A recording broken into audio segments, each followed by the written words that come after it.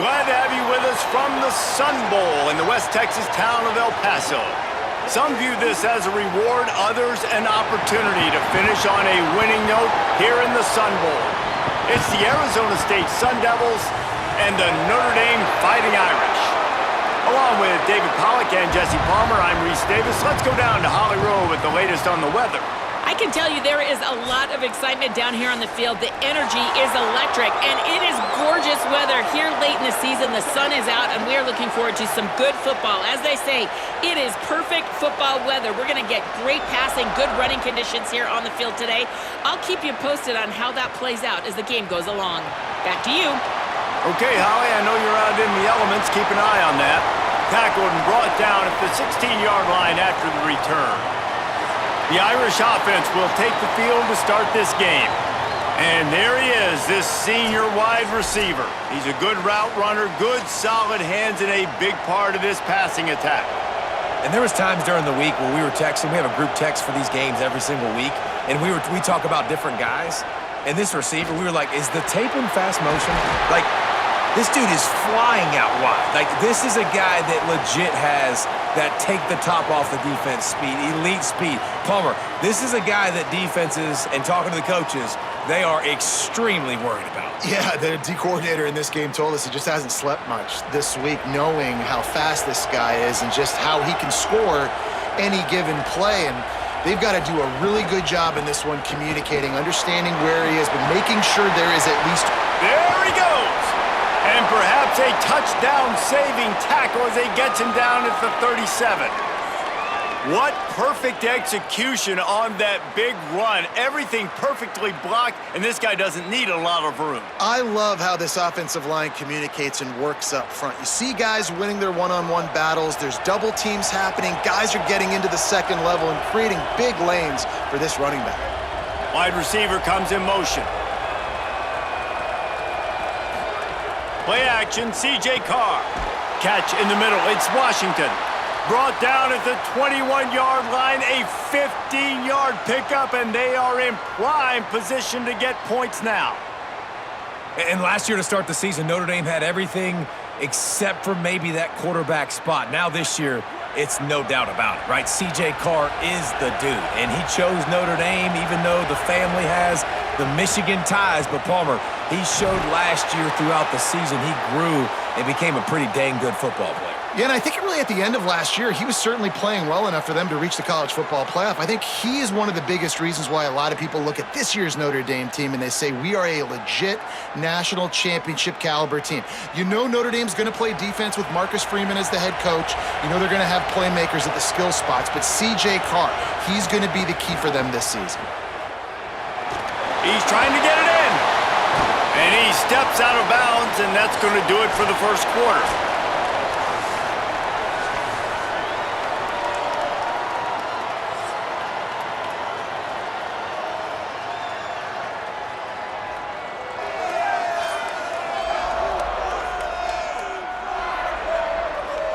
Let's see if the offenses can find a little rhythm here in the second.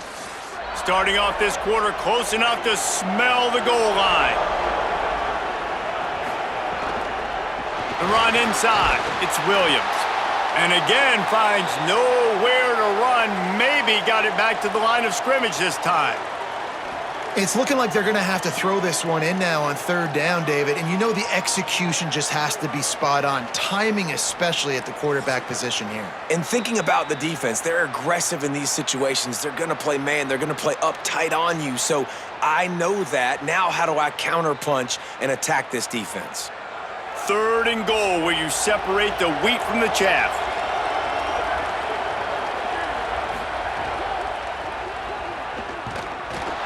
And he will be sacked at the 6-yard line. There's timeout on the field. Arizona State calls it second.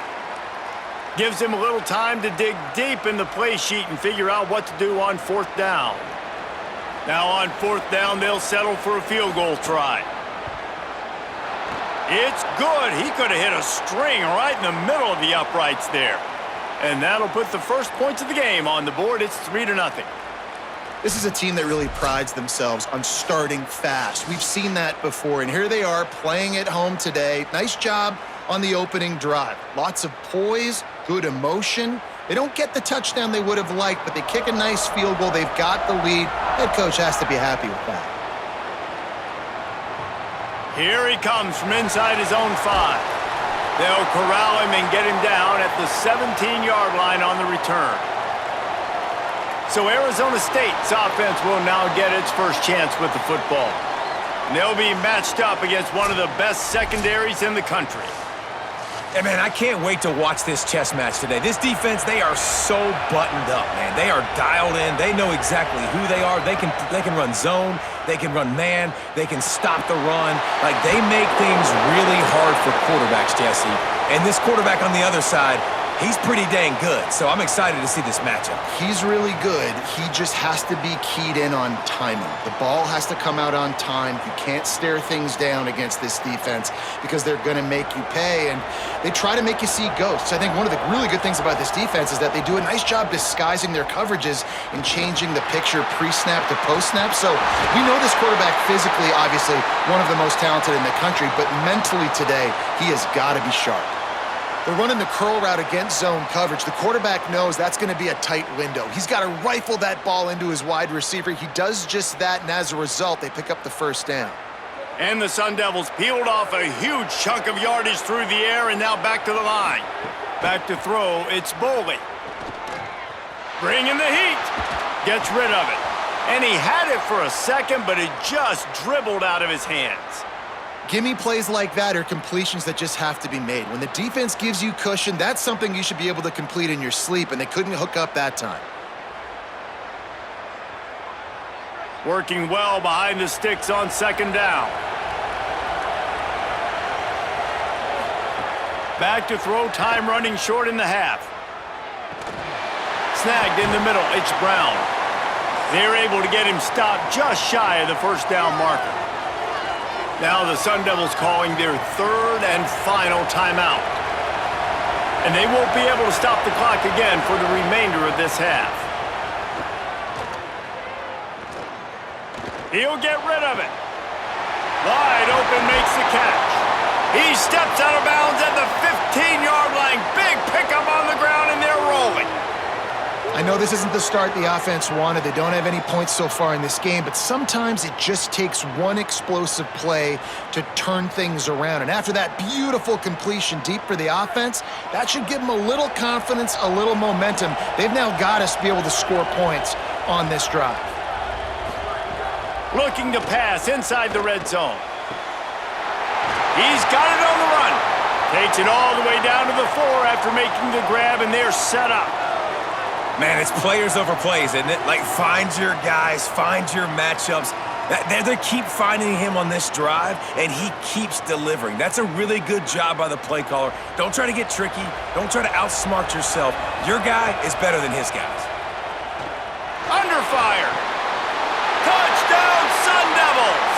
Fit it in the window for the score.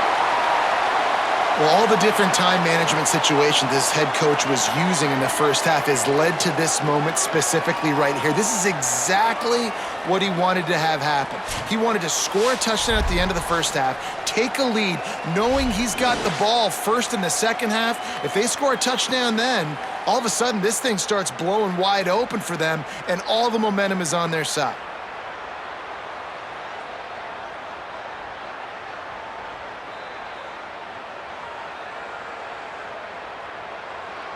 Getting set for the point after.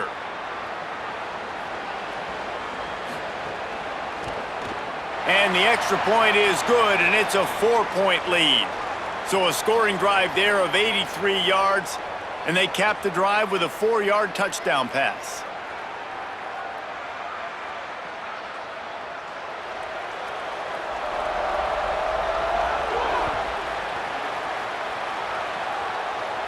And no chance at a return here. They'll start this drive at their own 25. Under a minute to play here in the first half, and the offense will take a knee, and that is how we'll wrap up the first half. Halftime as both teams head into the locker room. We're looking forward to a terrific second half, but before that, let's check in with Kevin Connors.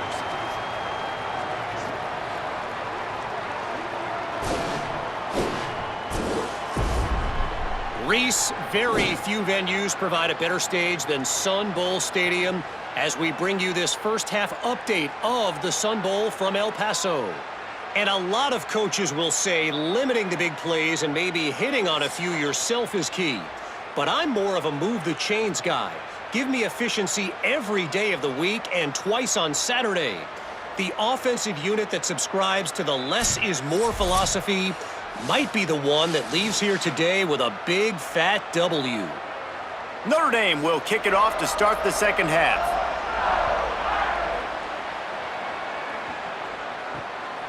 He'll bring it out. It's Hamilton. Nice job by the kickoff team. Everybody stayed in their lanes, and they'll stop him at the 16. A lot of work to do as this drive will start from the 16-yard line. Able to pick up a couple before he's dragged down at the 19.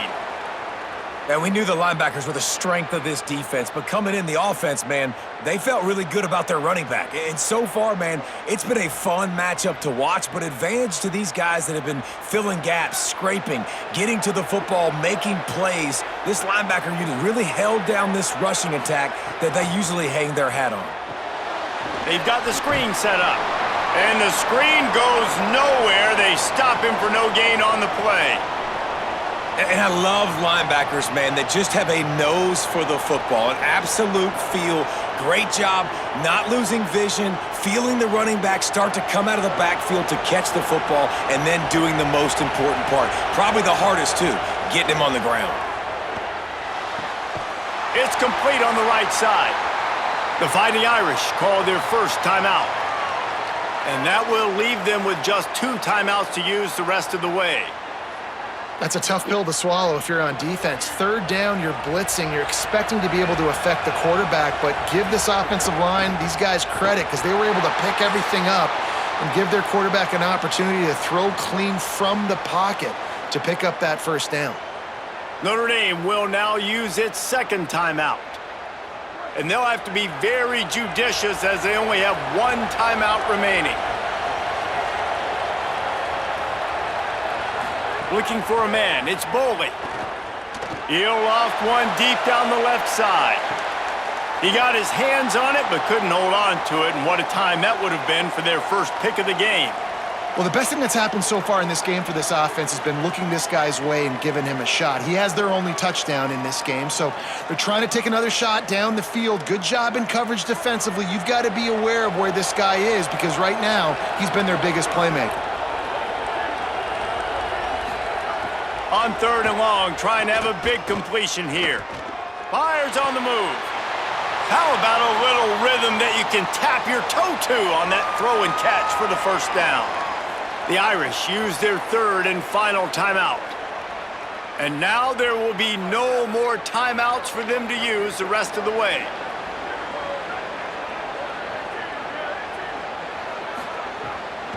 A give to Brown.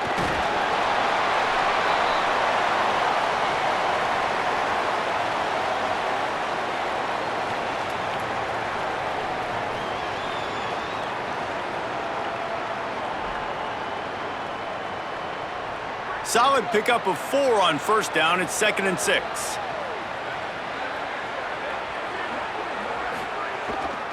One more time, it's Brown.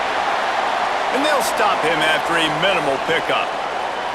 And it's going to be interesting to watch this defense, man, because obviously when you're trailing, and offenses can sometimes get conservative, and that's 2 runs back-to-back. Do they get more aggressive and try to bring more guys near the line of scrimmage, not let them waste time, and try to get their offense the football back?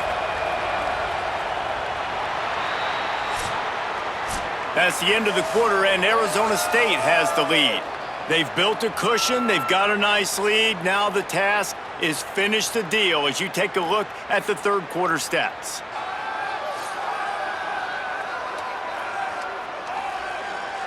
Here comes the 4th. Time to see who steps up, who makes the winning plays to take home that W. After swapping ends of the field, that gave them a little time to figure out how they'll open the final period here on 3rd down. They will stop him short, and the defense trying to keep him alive.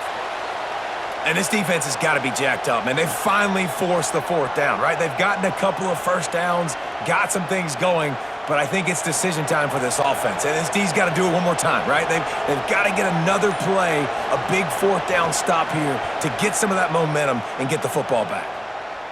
Making sure there's no return on that one as the punt sails out of bounds. They'll try to put something together, backed up a bit, starting at their own 13. Here's Carr to throw. Unloads to the wideout.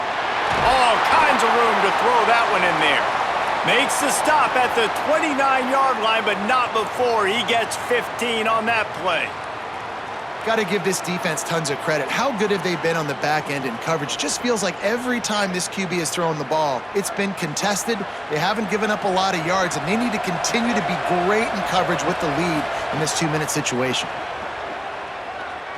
He wants a big play here late. And it slips through his fingers, incomplete. That would have been a huge gain if he could have squeezed it. Man, you know the defensive coordinator on that play was holding his breath, because in the fourth quarter, you've got one of the fastest players in the game going deep on you, and that's going to be a helmet sticker for somebody. Like, forcing an incompletion against that guy, that's incredible. Back to pass, it's Carr. Complete. And the defense had that one well covered, just a short gain there. Man, this is such a hard situation. That clock is your enemy, and you've got to push the ball down the field, but you know the defense is dropping back, so you can take the underneath stuff and go to your second and third read some, but we got to stay aggressive. Got to get everybody lined up quickly, time winding away, and they've got to push the ball down the field. Takes a hit as he fires. And this is going to be incomplete on third. And this offense has been a struggle bus. I mean, just call it like it is, guys. It hasn't been good, especially the passing game. And I'll tell you what, QB's played better games before. And I'm interested to watch. Can he stay positive? Can he finish this game off on a good note? Trailing by a possession, they need to keep the ball. They'll try to convert on fourth down. He's going to take off. He's got enough for the first down, and they roll the dice and convert to keep this drive going. Really nice timing. Nice job by the quarterback. He drops back to pass, but how about saving your best for when it matters most late in the ballgame? Biggest run of the day in a big moment. No time to waste here. They've got to get set and pick up chunk yardage. Last chance coming up. Here's a throw downfield late. It's incomplete. A last gasp effort, and the defense finds a way to survive it.